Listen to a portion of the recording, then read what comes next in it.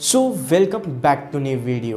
और इस वीडियो में हम स्टार्ट करने वाले हैं क्लास 11 की केमिस्ट्री का chapter number 1, some basic concepts of chemistry. तो जैसा कि हम जानते हैं, साइंस सब डिवाइडेड है कुछ डिसिप्लिन्स में, जैसे फिजिक्स, बायोलॉजी, जियोलॉजी एक्सेट्रा। और इस चैप्टर में हम केमिस्ट्री के ही कुछ बेसिक कॉन्सेप्ट्स के बारे में पढ़ेंगे। तो बिना टाइम वेस्ट किए सबसे पहले हम चलते हैं केमिस्ट्री के हिस्ट्री में और जानते हैं कि केमिस्ट्री डेवलप कैसे हुई।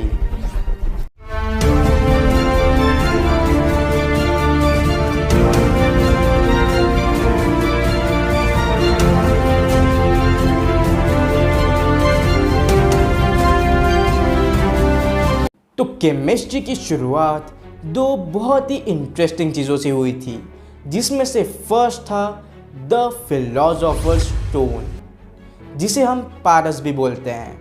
हो सकता है इसके बारे में आपने कुछ कहानियों में सुना हो। तो फिलोसोफर स्टोन मीन्स पारस एक ऐसा स्टोन है जो किसी भी मेटल को गोल्ड में चेंज कर सकता है। और दूसरी चीज़ है एलाइजर ऑफ लाइफ, और सिंपल लैंग्वेज में बोला जाए तो वो अमृत जिसके लिए हमारे भगवान और राक्षस हजारों सालों से लड़ रहे हैं, लड़ रहे थे। वैसे ये दोनों चीज़ों के बारे में सुनकर ऐसा लगता है कि एंशिएंट इंडिया के लोगों की इमेजिनेशन भी कितनी अच्छी थी। पर ये जानकर आपको काफ़ी आश्चर्य होगा कि एंशिएंट इंडिया के लोगों की इमेजिनेशन ही नहीं, नॉलेज भी बहुत अमेजिंग था। और हमारे मॉडर्न साइंस के आने से पहले ही एंशिएंट इंडिया के लोगों को काफ़ी सारे साइंटिफिक फिनोमेनास के बारे में ऑलरेडी पता था, और हमारे एंशिएंट इंडिया के लोगों ने इस नॉलेज को काफ़ी सारे जगहों पर यूज़ भी किया था। और अगर कोई ये सोच रहा है कि हमारा मॉडर्न साइंस कब आया, तो मॉडर्न साइंस ने 18th सेंचुरी में यूरोप में शेप लेना स्टार्ट किया था। बट जैसा कि मैंने आपको अभी बताया, हमारे एंशिएंट इंडिया के लोगों को काफ़ी सारे साइंटिफिक फिनोमेनास के बारे में पहले से ही पता था, और अलग अलग कल्चर्स के पास अपने अलग अलग एल्केमिकल ट्रेडिशन भी थे, और स्पेशली इंडियन और चाइनीज़ कल्चर के पास। और एंशिएंट इंडिया में हम केमिस्ट्री को बोलते थे रसायन शास्त्र, रस तंत्र, रस क्रिया या फिर रस विद्या। तो इससे हमें एक और बात पता चलती है कि मल्टीपल नाम रखने की आदत हम इंडियंस को बहुत पहले से है, और हमारी इस एंशिएंट केमिस्ट्री में काफ़ी सारी चीज़ें आती थी, जैसे ग्लास, डाइज, मेडिसिन्स एक्सेट्रा की मैन्युफैक्चरिंग। और उस टाइम पे कंस्ट्रक्शन के लिए सीमेंट बनता था जिप्सम से। और इसके अलावा हमें साउथ इंडिया के मस्की में काफ़ी सारे ग्लास ऑब्जेक्ट्स भी मिले हैं जो 1000 to 900 BCE के हैं। और नॉर्थ इंडिया में हमें ये ग्लास ऑब्जेक्ट्स मिले हस्तिनापुर और तक्षशिला में। और आप बिल्कुल सही हो, ये वही महाभारत वाला हस्तिनापुर है, महाभारत, जहाँ पर पांडव रहते थे।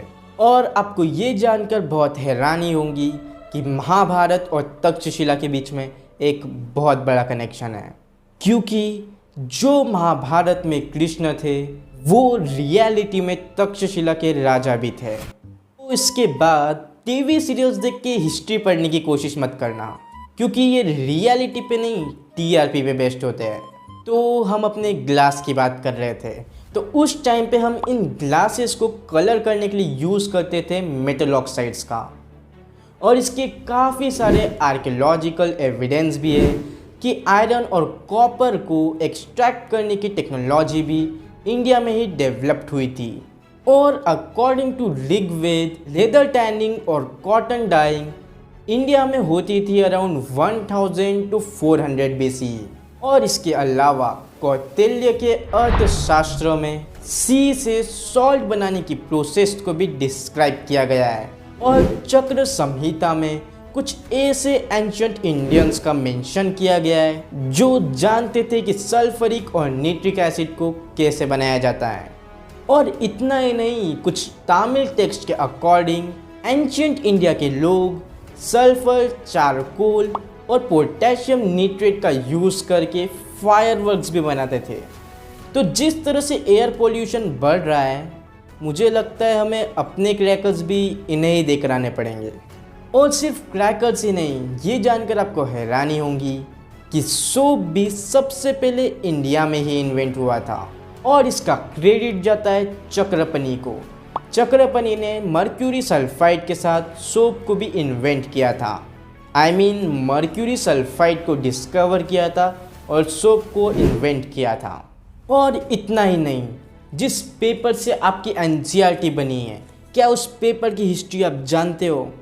तो इंडिया में पेपर आया था 17वीं सेंचुरी से और पेपर हमारे इंडिया में आया था चाइना से, जहाँ से आज भी बहुत कुछ आते रहता है।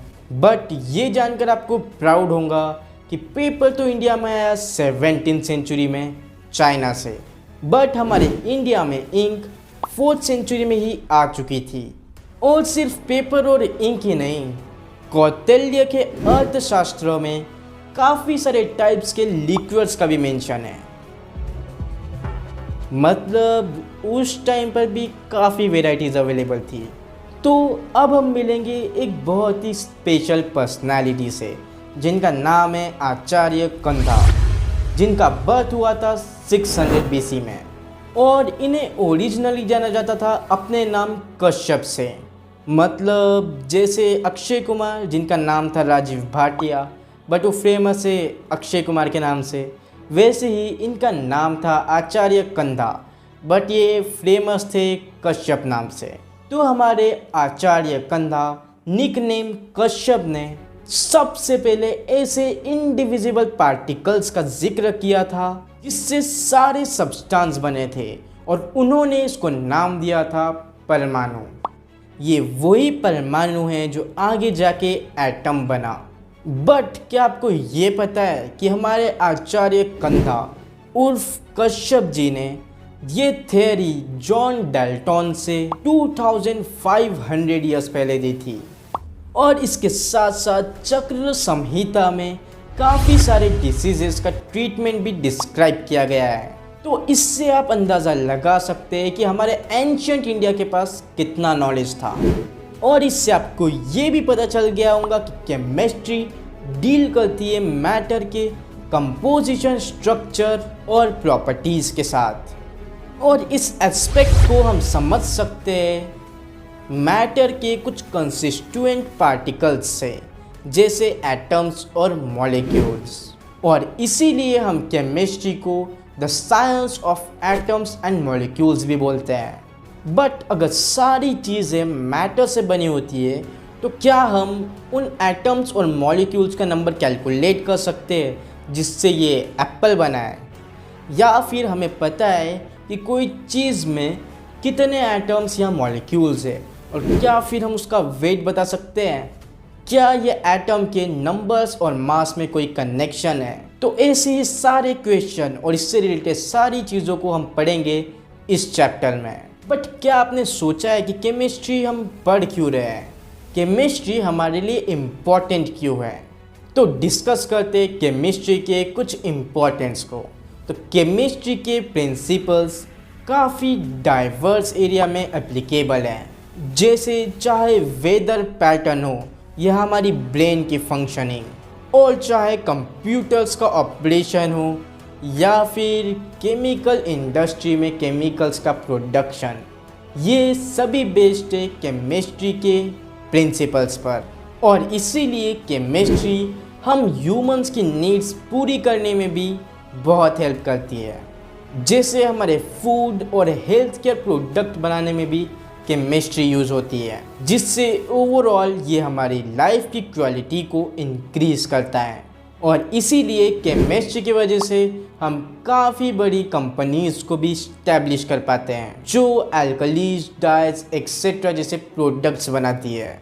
और सीधी सी बात है, जब केमिस्ट्री इतना सब कुछ करती है तो इससे केमिस्ट्री हमारे नेशनल इकोनॉमी में भी काफ़ी अच्छा कंट्रीब्यूट करती है। बट हमारे इंडिया की एंशिएंट केमिस्ट्री से लेके हमारे मॉडर्न साइंस तक आ चुके हैं, बट हमारे पास कुछ क्वेश्चंस के आंसर अभी तक नहीं है। और ये क्वेश्चंस अभी भी हमारे केमिस्ट्स के लिए चिंता का विषय बने हुए हैं, जिसमें से एक है मीथेन और कार्बन डाइऑक्साइड जैसे ग्रीन हाउस गैसेस का मैनेजमेंट, जिसकी वजह से ग्लोबल वार्मिंग हो रही है और अर्थ का टेम्परेचर बढ़ता जा रहा है। ये तो सभी ने सुना होगा।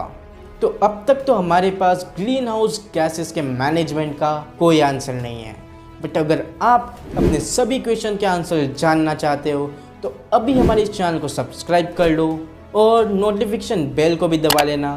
क्या पता तुम कब इंस्टा पे चले जाओ, फिर वापस तुम्हें जगाने के लिए नोटिफिकेशन तो आनी चाहिए।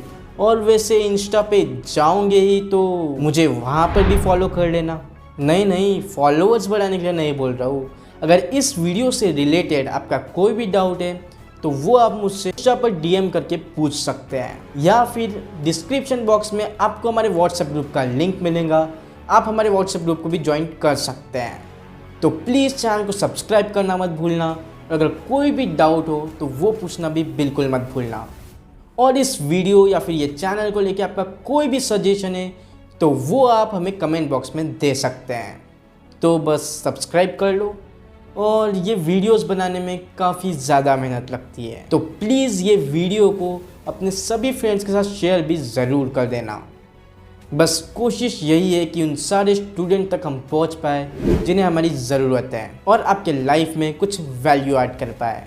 तो बस इतना ही इस वीडियो में। हम जल्दी मिलेंगे किसी और नई वीडियो के साथ।